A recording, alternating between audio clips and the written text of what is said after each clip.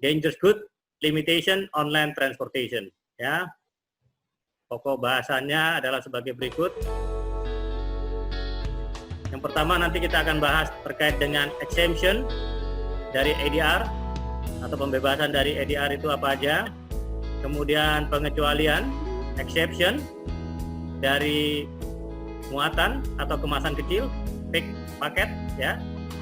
Kemudian accepted pada national regulation atau peraturan nasional. Kemudian limited quantity atau limited quantities untuk dangerous good di darat. Kemudian accepted quantities lagi, kembali ke accepted quantities. Lalu kemasan untuk accepted quantities. Yang terakhir kita masuk ke bagaimana pengujian atau pengetesan kemasan untuk accepted quantities. Jadi quantities terbatas itu masih satu tingkat di atasnya kuantitas yang dikecualikan ya.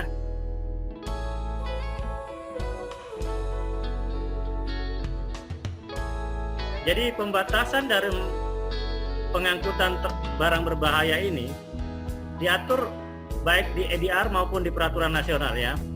Keduanya itu melakukan spesifikasi pengecualian terhadap barang berbahaya yang bisa diangkut ya. Di mana aturan ADR ini berhubungan dengan operasional limitation pembatasan, baik dia aturan nasional ini juga mengspesifikasikan pengecualian terhadap barang berbahaya. Kedua, aturan ADR yang berhubungan dengan operasional kerja, peraturan nasional dan internasional, dan peraturan nasional yang berkaitan hanya dengan transportasi nasional. Ya, kemudian beberapa pengecualian menghilangkan tindakan hukum. Jadi ada tindakan hukum kalau kita ngangkut barang berbahaya, tapi kemudian dengan pengecualian itu tidak dikenakan suatu legal atau tindakan hukum terkait dengan pentransportasian, pengangkutan barang yang dikecualikan ya. Nah ini kemudian ada pengecualian yang lain memberikan persyaratan yang merupakan alternatif dalam transportasi barang berbahaya dan dia tidak memberatkan. Sebagai contoh aktivitas yang dilakukan dari beberapa barang berbahaya yang dikecualikan atau pengecualian barang berbahaya ini adalah sebagai berikut.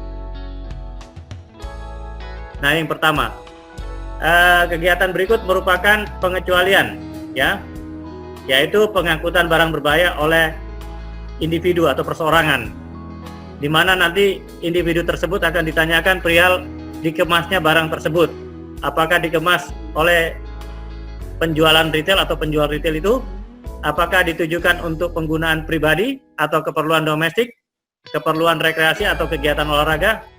Nah, kalau itu memang untuk keperluan pribadi, tidak ada masalah saya rasa ya. Nah, kemudian saat membawa cairan yang mudah terbakar, kemudian untuk diisi kembali pada kemasan, jumlah totalnya tidak boleh lebih dari 60 liter per kemasan atau 240 liter per unit transportasi per mobil ya. Nah itu. Nah ini 60 liter per per drum ini, drum kecil, dan tidak boleh lebih dari 240 liter untuk sekali angkut itu ya. Nah ini untuk keperluan domestik nggak ada masalah, penggunaan pribadi nggak masalah. Nah pengangkutan mesin atau peralatan yang tidak ditentukan dalam aturan ADR ini harus adanya konfirmasi dari DGSA, Dangerous Good Safety Advisor ya. Misalnya suatu kasus di mana peralatan internal atau peralatan operasional mengandung barang berbahaya, bisa diterima asalkan ada tindakan pencegahan itu telah dilakukan agar isinya tidak bocor pada saat pengangkutan normal itu ya. Misalnya pengangkutan lemari es bekas atau yang lama yang mengandung gas refrigerant, itu dicegah jangan sampai gasnya bocor refrigerantnya. Itu gas tahu refrigerant ini isinya apa? Ya, freon ya. Freon atau apa ini? Gas amonia ini ya. Nah, ini juga bisa beracun. Kemudian berikutnya, untuk pengangkutan oleh perusahaan sebagai pendukung aktivitas utama. Jadi kalau ada dangerous goods ini diangkut, kadang-kadang barang berbahaya ini dari suatu tempat dan kembali ke suatu area bangunan. Area bangunan ini proyek ya, proyek bangunan gitu ya, atau area teknik sipil. Nah ini biasa kalau lagi membangun seperti itu ya, perlu kayak apa namanya semen, ya kan? Satu apa namanya itu kalau satu tangki itu namanya satu sak. Oh bukan, satu sak mah sedikit. Itu yang dia bukan. Satu molen. Ngomongnya satu molen. Molen itu yang berputar, bukan bolen ya. Kalau molen itu yang berputar itu ya. Nah itu satu molen, itu. Nah ini juga terkait area survei, perbaikan dan pemeliharaan. Boleh dalam jumlah tidak lebih dari 450 liter per kemasan. Ya. Dan dalam jumlah maksimum yang ditentukan dalam EDR 1136. Ya. Kemudian langkah-langkah yang harus diambil untuk mencegahnya kebocoran daripada isi dalam pengangkutan normal yaitu seperti berikut ya. Nah ini tidak akan berlaku untuk kelas 7. Bahan radioaktif ini tidak boleh, tetap harus ada restriksi ya. Pengecualian ini juga tidak berlaku untuk transportasi, persediaan distribusi atau perusahaan kurir, terlepas dari berapa banyak jumlah barang berbahaya tersebut. Kenapa kurir ini agak strict? Karena dia kalau dia ngumpulin barang-barang berbahaya akhirnya lama-lama jadi banyak, ya. Nah itu juga berbahaya dan dia cenderung harus bisa melaporkan barang yang dia bawa karena barang itu dia dapat dari pihak pertama, bukan dari dia sendiri. Dia harus kasih penjelasan. Makanya ini ada pengecualian ya. Dia bukan dia sendiri yang ngemas gitu kan. Makanya dia lebih strict nih sini. Nah, contoh yang mendapatkan pengecualian adalah seperti ini. Pengangkutan sejumlah kecil bahan bakar dalam drum untuk digunakan dalam permesinan, maksudnya untuk mesin dalam suatu bangunan, dalam proyek pembangunan ini, pekerjaan jalan atau pekerjaan pemeliharaan ini ya. Jadi bahan bakar dalam drum ini untuk proyek. Kemudian pengangkutan oksigen dan asetilin untuk pekerjaan pengelasan, pemeliharaan atau perbaikan, maintenance. Pengangkutan tabung oksigen itu untuk digunakan dalam kondisi emergensi atau pertolongan pertama. Misalnya ada orang kegencet besinya mau diputus, pakai bilas. Nah ini perlu, tidak apa-apa. Kemudian pengangkutan cat yang mudah terbakar dan pernis oleh seorang pelukis. Dia mau melukis. Jadi pernis melukis sama pernis ini beda-beda ya. Jadi harus kita tahu pernisnya tidak begitu berbahaya. Kemudian pengangkutan persediaan pertanian, pestisida seperti itu oleh petani. Nah itu. Kemudian perawat, dokter atau komunitas kesehatan yang membawa limbah klinis. Itu juga dikecualikan, boleh dibawa. Kemudian tenaga penjualan yang membawa sampel, contoh. Jadi bukan untuk distribusi, tapi sampel yang jumlahnya kecil. Ini yang dikecualikan sebagai bisa dibawa gitu ya. Nah kemudian masuk ke case study, contohnya cat. Nah ini cat ini, bahan-bahan ini dibutuhkan ya. Nah ini membeli cat yang mudah terbakar dari grosir dan dimuat dalam kendaraan untuk digunakan dikirim ke tempat kerja Anda atau ke lokasi kerja. Nah lalu aktivitas ini memenuhi syarat untuk dikecualikan. Namun jika tujuannya mengumpulkan cat yang mudah terbakar ini dari grosir untuk mengirimkan ke depot Anda sendiri atau distribusi, nah ini yang nggak boleh. Kalau dia kirim dalam partai banyak untuk distribusi, ini dia dianggap membahayakan ya. Nah kalau cuma eceran, nggak apa-apa buat ngecat rumah sendiri ya. Tapi kalau untuk dijual lagi dalam satu box gitu, satu box mobil, bukan satu box kecil ya. Maksudnya mobil box ya. Yang kemudian pengangkutan dalam bejana statis. Maksudnya bejana statis itu silinder permanen ya, yang kosong. Dan dia itu tidak bersih. Maksudnya tidak bersih itu pernah digunakan ya. Nah ini dia berisi kelas 2 gas kelompok A, asphyxian. Asphyxian ini dia sangat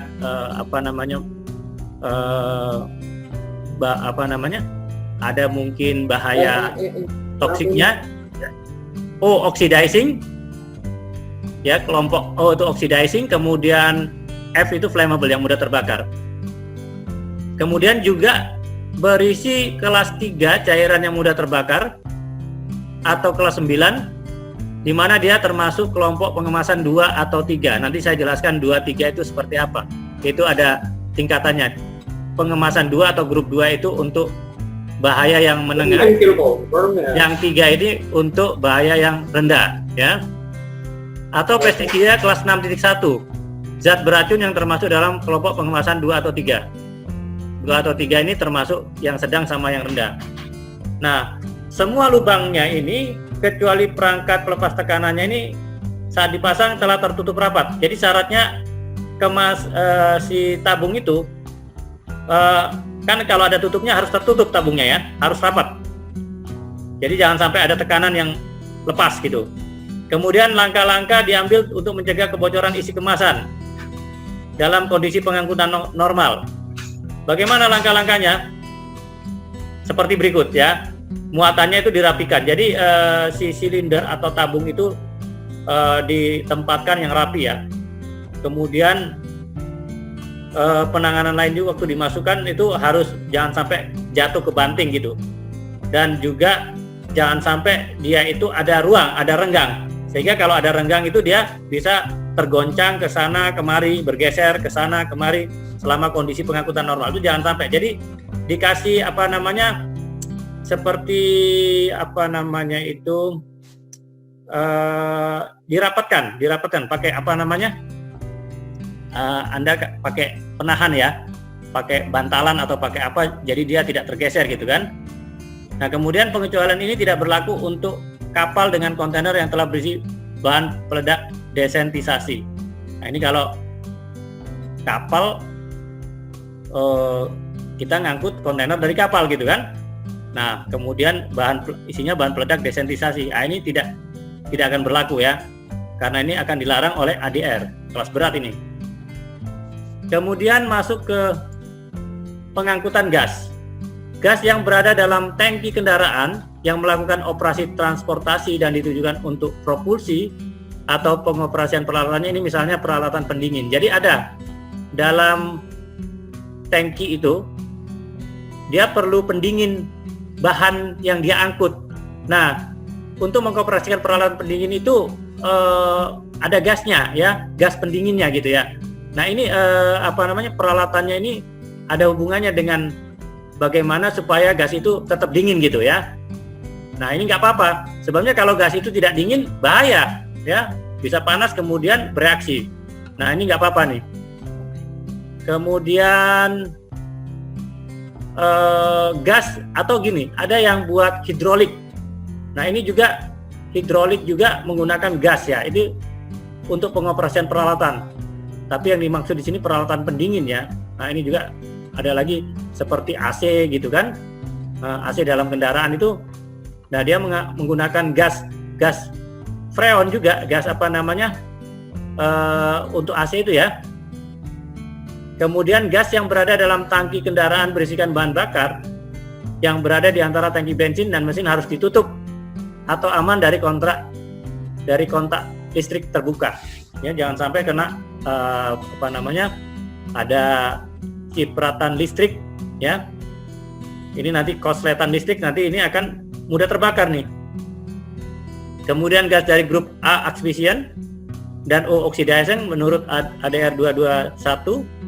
Nah, jika tekanan dari gas dalam kemasan atau tangki pada suhu 20 derajat tidak melebihi 200 kPa atau 2 bar, dan jika gas itu bukan gas yang dicairkan atau didinginkan, ini bisa mencakup setiap jenis kemasan atau tangki, ya. Ini juga adalah bagian mesin dan aparatus daripada peralatan itu, ya. Kemudian gas yang terkandung atau yang berada dalam peralatan yang digunakan untuk pengoperasian kendaraan, misalnya alat pemadam kebakaran. Ini ada tekanannya, ya. Nah, tekanannya itu menggunakan gas juga gitu kan. Kemudian suku cadang, bahan pneumatik untuk mengembangkan dan menginflate ban ini. Kemudian pengecualian ini juga berlaku untuk bahan pneumatik yang mengembang yang dibawa sebagai beban.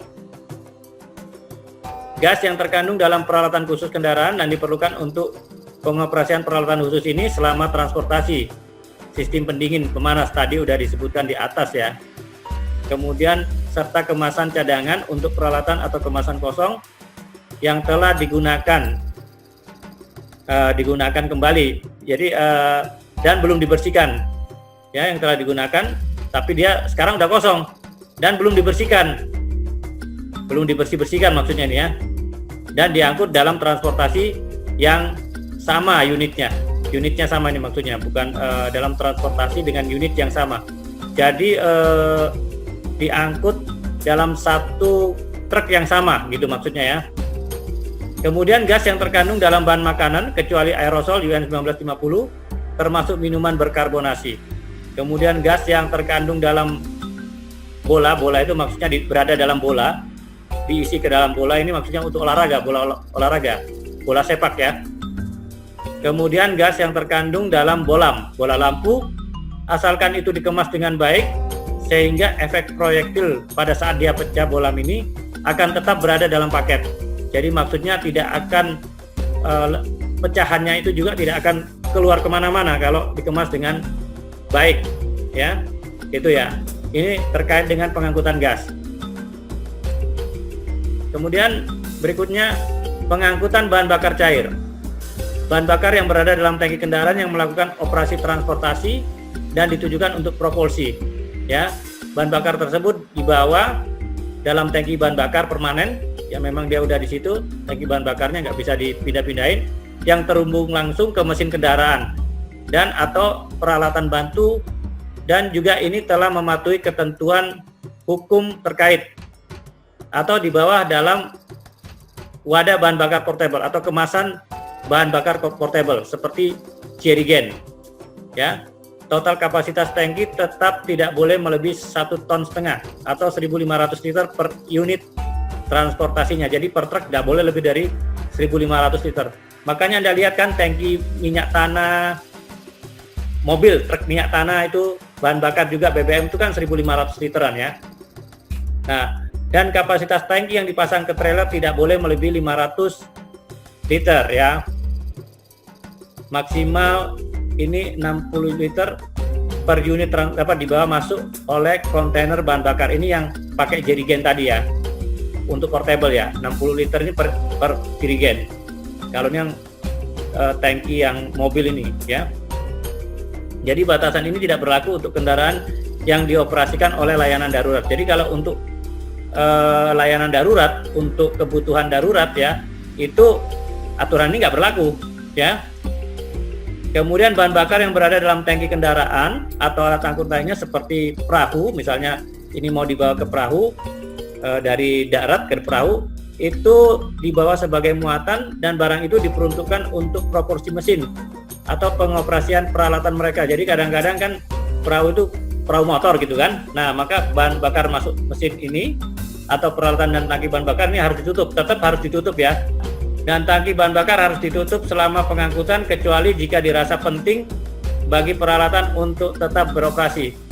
Di mana ini udah sesuai dengan kendaraan atau alat angkut lainnya yang harus dimuat dalam kondisi tegak. Jadi ini dia punya drum, posisinya harus tegak dan diamankan agar tidak jatuh pada saat misalnya perahu ini berlayar atau perahu motornya ini berlayar ya, jangan sampai jatuh pada saat itu ya. Nah gitu. Kemudian ini maksudnya pengangkutan pada saat di darat ya. Di darat juga ini si bahan bakar ini waktu diangkut di dalam mobil ini jangan sampai dia jatuh ya. Nah gitu.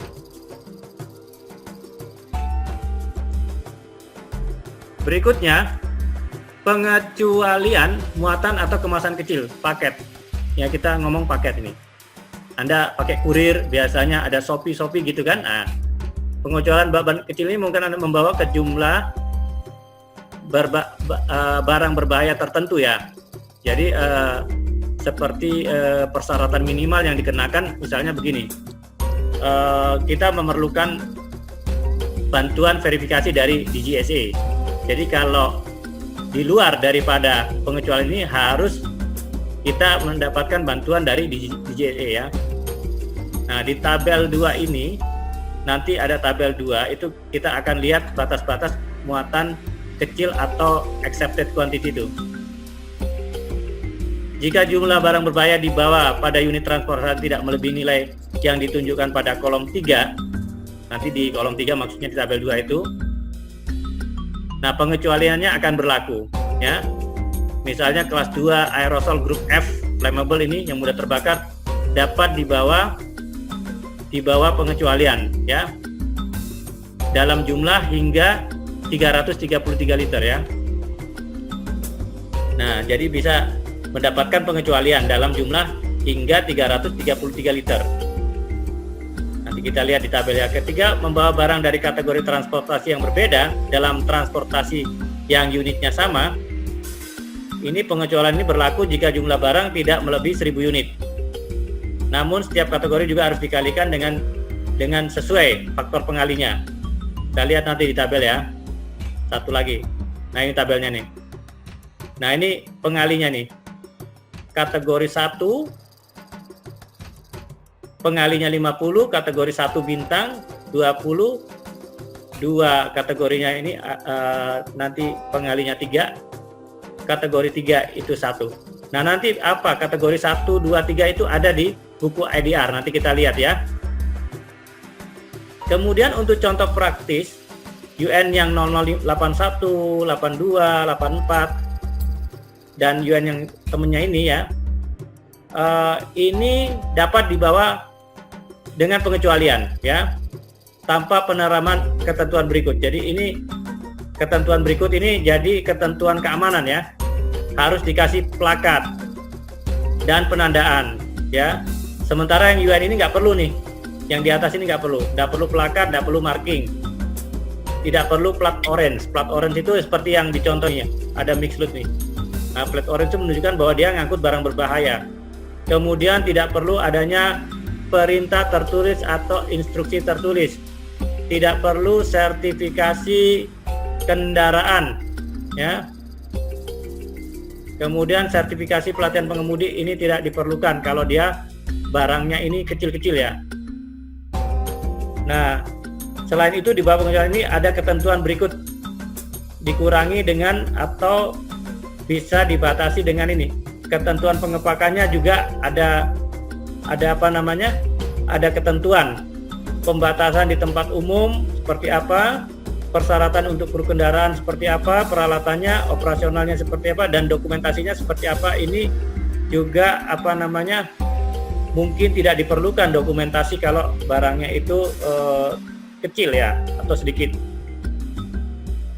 Nah, persyaratan ini masih berlaku saat pembebasan muatan kecil ini tersedia. Nanti kita merujuknya ke ADR 11362. Nah, nanti sebaiknya Anda baca nih 11362. ADR udah saya kasih kan ya. ADR udah saya kasih, nanti tinggal dilihat 11362 itu apa. Nah, kita lihat tabel 21 lanjutannya, penjelasannya seperti ini. Dokumen transportasi harus dibawa dalam kendaraan menunjukkan total jumlah ya untuk setiap kategorinya. Tadi kan ada multiply faktornya kan. Kemudian kendaraan harus dilengkapi dengan alat pemadam api 2 kg yang cocok. Pengemudi dan kru harus telah menerima pelatihan umum. Pengemudi dan kru tidak boleh membuka paket barang berbahaya. Jadi sangat berbahaya selama transportasi dia buka-buka barang itu ya. Kemudian tidak boleh merokok selama penanganan. Lentera atau alat penerang seperti senter ini yang dibawa jangan sampai memicu. Kemudian untuk aplikasi pengecualian ini tabel lampiran 2 tadi digunakan ya. Nah, untuk menggunakan tabel A bagaimanapun nomor UN kelas pengepakan kelompok zat ini harus diidentifikasi. Tabel A ini tabel identifikasi ya. Kita harus nanti session ketiga kita akan bahas terkait identifikasi barang berbahaya menggunakan EDR. Ya. Kemudian masuk ke sini. pengecualian nasional. Peraturan nasional ini menetapkan ya pengecualian tambahan ya pengangkutan barang berbahaya ini hanya di dalam negara berkaitan dengan sertifikasi kendaraan dan tangki yang lebih tua sebelum 2002. Jadi ada terkait dengan sertifikasi kendaraan dan sebelum 2003 untuk mobil tangki ya. Nah, peraturan ini tidak berlaku di mana kendaraan sedang digunakan untuk transfer barang berbahaya antara tempat pribadi dan kendaraan lain di sekitar tempat itu ya, atau tempat yang berdekatan. Jadi ini tidak berlaku ya kalau transfer cuma di tempat yang dekat, mobil pribadi sama mobil pribadi. Kemudian pengiriman minyak tanah, solar, dan LPG ke pengguna akhir tidak perlu memiliki detail pelanggan. Ini nanti ada gambarnya di belakang nih. Untuk masyarakat miskin itu LPG berapa? 2 kg atau berapa itu? Nanti lihat. Kemudian saat membawa tangki yang kosong dan tidak bersih atau belum dibersihkan ini, dokumen transportasi muatan terakhir mungkin digunakan. Jadi dia akan refer ke dokumen terakhir. Jadi nggak perlu bikin dokumen baru. Dokumen bekasnya dipakai. Ini tadi habis pakai untuk muat apa nih? Nah, jadi dicek aja habis muat katakanlah cat. Tapi sekarang udah kosong. Nah, udah dikeluarin. Ini habis ambil apa? Minyak tanah. Minyak tanah udah kosong gitu ya. Nah, yang kosong ini yang tidak dibersihkan kembali. Di sini akan ada tulisan di di tangkinya ini empty, unclean, belum dibersihkan dan dikembalikan ya. Kemudian peraturan untuk transportasi tidak berlaku untuk gas. Digunakan untuk pengeluaran minuman saat dibawa bersama di kendaraan yang sama gitu ya. Jadi ini maksudnya ini untuk bahan gas ya. Nah ini untuk mengeluarkan minuman, maksudnya hidrolik, gas hidrolik ini ya. Kemudian ketentuan nasional diberikan dalam pengangkutan saat ini Undang-Undang Barang Berbahaya yang tersedia dari situs web HSA. HSA itu Health and Safety itu ya. Kemudian jumlah terbatas, limited quantities, ini untuk barang berbahaya tertentu dikemas dalam jumlah kemasan kecil tertentu, misalnya 5 kg atau 5 liter per paket ya. Per paket ini di-ignore ini yang batin ini. Kemudian setiap paket dalamnya itu, maksudnya paket dalam itu inner packaging, setiap paket dalam atau inner packaging ini harus ditempatkan di dalam kemasan luar ya. Jadi setiap inner packaging ini harus sesuai dengan batas gross weight-nya atau massa kotornya ini. Berat massa kotornya gross weight-nya 30 kg ya. Ini kalau limited quantity maksimum rata-rata 30 kg ya. Tidak boleh melebihi 30 kg ya. Kemudian ini juga ada shrink wrap trays bagi yang dibungkus plastik overpack ini ya. Dapat juga digunakan sebagai kemasan luar dengan batas paket 20 kg. Boleh juga sebesar 20 kg. Kemudian dibungkus dengan plastik. Misalnya karton dibungkus dengan plastik boleh. Asal beratnya 20 kg. Kemudian ketika ketentuan pembebasan ini terpenuhi, meskipun barang berbahaya ini berada dimasukkan dalam paket kecil atau sendiri-sendiri ya, hingga 30 kg, maka tidak ada batasan untuk jumlah total per pengirimannya. Jadi boleh sebanyak-banyak, yang penting satu kemasan 30 kg ya. Kemudian kemasan 40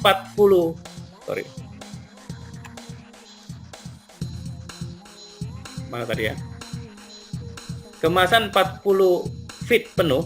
Ini nanti kita lihat 40 feet penuh ini maksudnya apa. Dengan jumlah barang atau limited quantity goods ya, atau dangerous goods, ini kita dapat mengambil manfaat. Jadi kontainer 40 kaki maksudnya gini. Ada kan kontainer 20 feet. Ini maksudnya kontainer ya. Wadah ini maksudnya kontainer 40 kaki yang kemudian diisi penuh dengan jumlah barang limited quantity. Ini sangat bermanfaat. Jadi kita banyak untung kalau menggunakan limited quantity ini ya, karena kemasannya nggak begitu strict ya. kita isi 40 feet itu, kontainer 40 feet dengan semua jumlah barang limited quantity, itu kita untung banyak tuh ya, perusahaan untung banyak. Kemudian hal ini kontras dengan pembebasan muatan kecil ya, membatasi jumlah total per pengiriman. Jadi lebih kecil ini kasihan nih ya, meskipun tidak disetujui tapi harus sesuai dan berkualitas baik ya, harus kualitasnya baik meskipun kecil ya. Kemudian ini markingnya, marking untuk di jalan seperti ini limited quantity, kemudian di udara seperti ini ya. Kemudian ini besarannya 100 meter kali 100 mm, 10 cm berarti ya. Kemudian ini marking UN 1950, ini yang limited quantity yang lama udah nggak dipakai lagi. Ini kalau ada UN markingnya. Kemudian ini limited quantity yang di darat ya, seperti ini. Yang ini di udara pakai huruf Y ya. Kemudian ini 8 ton, di atas 8 ton ini dia harus kasih marking. Kalau di bawah 8 ton atau pas 8 ton tidak perlu dikasih marking ya. Ini untuk kendaraannya, tidak perlu ada pemadam api, maksudnya fire extinguisher, tidak perlu ada instruksi tertulis, tidak perlu ada peralatan keselamatan kendaraan atau APD untuk yang sekitar 8 ton ini, box ini ya. Nah kemudian masuk ke sini penandaannya, dari 8 ton paket ini bentuk plakat, ukuran labelnya harus 250 kali 250, 25 cm ya. Kemudian accepted quantities, ini labelnya dan ini tabelnya ya, E0, E1, E2, E3, E4, E5. Nanti Anda lihat di sini inner packagingnya, batasnya ini outer packagingnya.